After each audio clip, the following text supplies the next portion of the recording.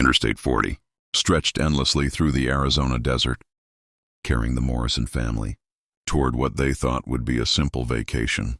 They had no idea they were driving straight into hell.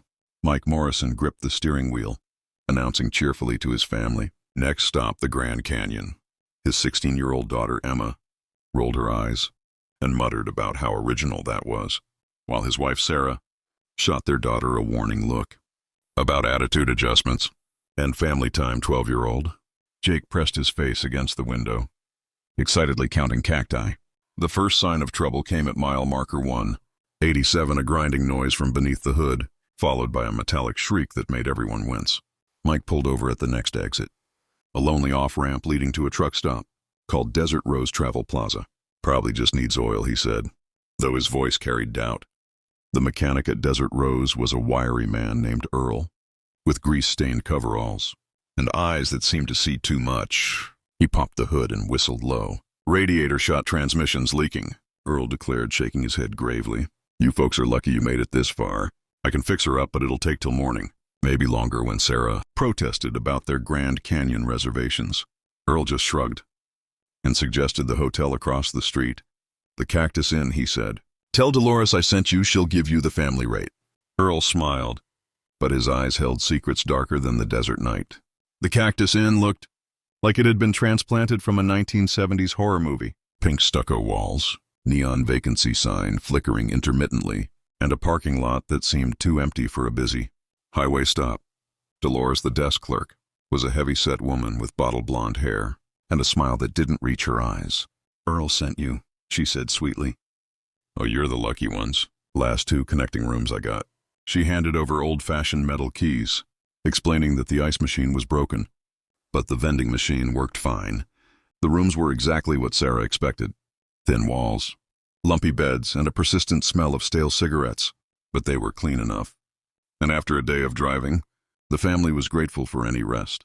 That night, Jake woke to the sound of voices in the parking lot. He crept to the window and peered through the blinds. 3 men stood near their car, flashlights dancing across the hood. One of them, Earl, Jake realized, was pointing at something under the car. The boy shook his father awake, whispering urgently about people messing with their car. Mike stumbled to the window, but the parking lot was empty. "Probably just Earl checking on the repairs, buddy," he mumbled. "Go back to sleep," but Jake had noticed something else that chilled his blood. The black pickup truck that had been following them for the last 100 miles was parked at the far end of the lot, engine running. Morning brought new horrors, Earl informed them. The parts he needed wouldn't arrive until Monday. It was Friday. When Sarah protested that this was impossible, Earl just spread his hands apologetically. "Welcome to the middle of nowhere, ma'am," he said. "Nearest town with a real auto shop is 200 miles. But hey, Dolores says she can extend your stay at the same rate." Mike felt trapped, but what choice did they have? He tried calling their insurance company, but the cell service was spotty. The calls kept dropping. It was Emma who first noticed they weren't alone. She pointed out that the same family had been in the lobby every time they'd walked through. A family of 4 sat on the worn couch, parents and 2 teenagers, all of them pale and hollow-eyed. The father kept glancing toward the exit, his leg bouncing nervously. "Maybe they're stuck too," Sarah said, but something cold settled in her stomach. That afternoon, while Mike was at the garage arguing with Earl, Sarah decided to stretch her legs. She walked the perimeter of the motel and discovered something that made her blood freeze. Behind the building, partially hidden by dumpsters, were 6 cars abandoned. Cars with license plates from different states, all covered in dust. Windows reflecting the harsh desert sun like dead eyes. One of them, a blue minivan with Colorado plates, had a child's car seat still strapped in the back. Sarah ran back to the room, her heart hammering. She found Emma and Jake watching TV, but something was terribly wrong. Emma's face was flushed and Jake kept blinking slowly, like he was fighting sleep. "Kids, how are you feeling?" she asked urgently. Jake mumbled that he was really tired. Emma nodded, explaining that the vending machine Cokes had tasted weird, but she'd been so thirsty she'd drunk them anyway. The pieces clicked together in Sarah's mind. With horrible clarity, the forced breakdown, the isolated motel, the abandoned cars. "The drugged drinks we need to find your father now," she declared. But when they reached the lobby, Dolores was waiting with that same plastic smile. Behind her stood 2 men Sarah had never seen before. large, wearing maintenance coveralls that looked too clean. "I'm afraid that your husband had a little accident at the garage," Dolores said sweetly. Girls looking after him. "Why don't you and the children come with us? We'll take you right to him." Emma swayed on her feet. Jake's eyes were starting to roll back. Sarah's maternal instincts exploded into action. She screamed for her children to run, grabbing them both and bolting toward the exit. But the drugs were working fast. Emma collapsed in the parking lot, and Jake crumpled beside their SUV. Sarah tried to drag them both, but it was impossible. The men were closing in. "Please," she begged. "Don't hurt my children," the larger man smiled, revealing teeth filed to points. "Hurt them, lady. They're the merchandise, you're just collateral." Sarah woke in darkness, her head throbbing.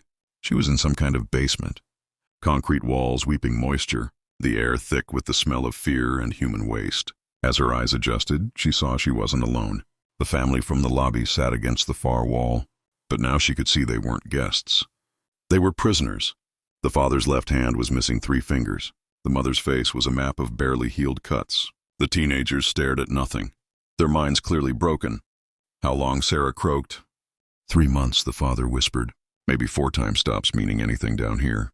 When Sarah asked desperately about her children, the mother looked up with eyes like burnt holes.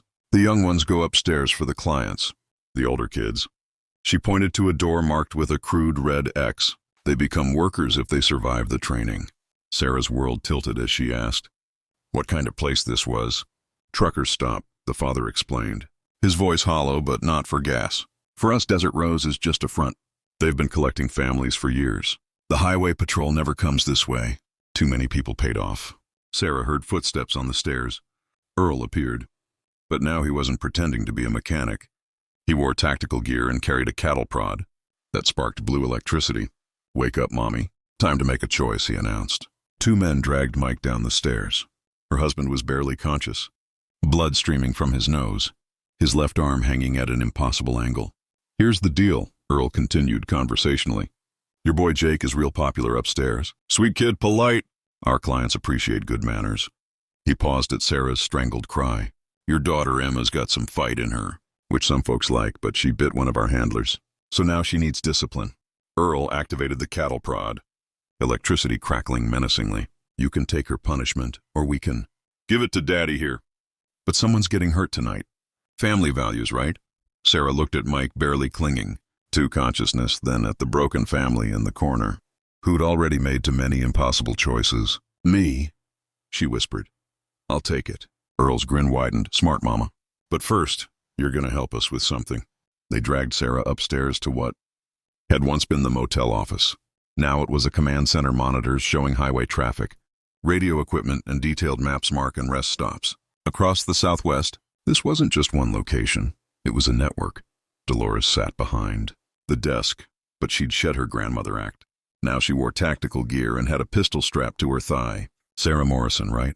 she said coldly. "Elementary school teacher from Portland, married 15 years. No criminal record, active PTA member. Perfect." On the monitors, Sarah could see other families being processed at other locations. A truck stop in Nevada, a rest area in Utah, a family restaurant in Colorado. The scope was staggering. "You see, we've had some employee turnover," Dolores continued. "Conscience problems, weak stomachs. We need someone who understands the stakes, someone with skin in the game." She gestured to another monitor, and Sarah's heart stopped. Emma was in a small room, chained to a bed, alive but terrified. Jake was in what looked like a kitchen mechanically, washing dishes while men in expensive suits waited at tables. "Your job is simple," Dolores explained. "You're going back to Portland. Normal life. But twice a month you will identify families for us. School trips, summer vacations, families with no strong local ties, limited extended family. You feed us information, and your children will stay alive." Sarah's legs gave out as she asked if Dolores could possibly be serious. "Oh, but I am. Earl here has a special gift for training compliance. Your husband Mike is getting his first lesson right now." Dolores turned up the volume on one of the monitors. You could hear Mike's screams. "The beauty of this system," Dolores continued over the sounds of the torture, "is that everyone becomes complicit. The families we've released, they're all working for us now. The trucker that brought your family to our attention in the first place. His daughter went through our program 3 years ago. He's been spotting for us ever since." Sarah thought of the black pickup that had followed them, The truck, she whispered. Driver named Pete Kowalski. His little girl Melissa would have been Emma's age now. Guilt is a powerful motivator. Pete's been very helpful. The door opened and Earl returned, his hands bloody. He announced that Mike is ready for his wife's lesson now. But Sarah was no longer the terrified soccer mom who'd entered this place. Something fundamental had broken and reformed in her, harder and sharper than before. I have a better idea, she said quietly. Sarah's plan was born from desperation and maternal rage, but it was cunning in its simplicity. She convinced Dolores she was broken. Ready to comply, the performance wasn't difficult. She let her genuine terror show, while hiding the calculating fury underneath. I need to see my children, she whispered, to say goodbye to who they were, to accept who they need to become. Dolores bought it. She allowed Sarah supervised visits to both Emma and Jake, and in those precious moments, Sarah passed along what she'd learned. The layout of the building, the guard rotations, the location of the weapons cache she'd spotted. She told them about the other families in the basement. Tomorrow night, she whispered to Emma. During a brief moment when their guard was distracted, when you hear the fire alarm, that's the signal. Emma's eyes sharpened. Despite everything they'd done to her, the spark hadn't died. What about Dad? She asked. I'll get Dad. You get Jake and run for the highway. Flag down any car except a semi. They might be part of this. The plan required Sarah to gain more access, which meant convincing Earl she was truly broken. That night she endured his training session without screaming, absorbing electric shocks and worse, while promising herself that every moment of pain was building toward revenge. Good girl, Earl panted afterward. You're learning, Sarah smiled through bloody teeth. I'm a quick study the next evening. Sarah set her plan in motion during dinner prep, part of her integration into their system. She overloaded the kitchen's electrical system, sparking a genuine fire in the wall insulation. The ancient wiring of the motel did the rest. As smoke filled the building, an alarm shrieked. Sarah moved through the chaos like an avenging angel. She'd memorized every guard position, every locked door, every weapon location. The cattle prod she'd stolen from Earl during her training crackled in her hands. She found Mike first, beaten but alive in a storage room. Can you walk? She asked. For our kids? I'll crawl if I have to, he replied weakly, but with determination. They fought their way to the basement, where the other captive families waited. Sarah blasted the lock with the prods. Electrical charge, a trick Earl had unknowingly taught her. Everyone out highways that way, she shouted, but their escape was noticed. Gunfire erupted. As Dolores and her team tried to contain the situation, Sarah shoved Mike toward the exit, telling him to get to the kids. The Colorado family's father, whose name she learned was David, grabbed her arm. There's more of them coming. Radio chatter, we need to destroy their communications, he warned. Sarah looked back at the command center, now partially ablaze but still functional. The monitors showed their entire network. Dozens of locations, hundreds of victims. If they just ran, others would suffer what they'd endured. Take the others to safety, she told David. I have one more thing to do. Sarah fought her way back into the inferno. The command center was defended by Earl and 2 elders, but maternal rage had transformed her into something they hadn't trained for. A woman with nothing left to lose, and everything to fight for. She used Earl's own cattle prod against him, watching his body convulse, as electricity coursed through him. This is for Jake, she snarled, increasing the voltage. This is for Emma, another jolt. This is for every child you touched. Earl's heart stopped before she did. Dolores tried to run, but Sarah caught her in the parking lot. The woman who'd smile while discussing the torture of children now begged for mercy. Please, I was just following orders. I never touched them personally, Dolores pleaded. Sarah's reply was simple and final. The cattle prod's maximum setting turned out to be quite educational. With the building burning around her, Sarah accessed the communication system. She broadcasted the coordinates of every location in their network to the state police, frequencies across 6 states. Then she uploaded all their files to every news outlet she could think of. As the desert rose, Travel Plaza collapsed into flames behind her. Sarah found her family on the highway. Jake was physically whole but would need therapy. Emma was traumatized but defiant. She survived this. Mike's body would heal. They were all forever changed, but they were alive. 6 months later, the Morrison family sat in their Portland living room watching the evening news. The anchor's voice was professional, but couldn't hide his revulsion as he detailed the latest arrests. bringing the total number of victims recovered to over 300. With the trafficking network spanning 8 states, the FBI credits an anonymous tip for breaking the case wide open. Sarah clicked off the television. Through therapy and love, they were rebuilding their lives. Jake was playing Little League again. Emma had started writing dark stories. That helped her process what they'd survived. Mike had returned to work, but kept a go-bag packed by the door just in case. The nightmares still came, they probably always would, but they'd faced the very worst humanity had to offer, and emerged not as victims, but as survivors. Sarah's phone buzzed, a text from a number she did not recognize. "Thank you. You saved my daughter. David from Colorado."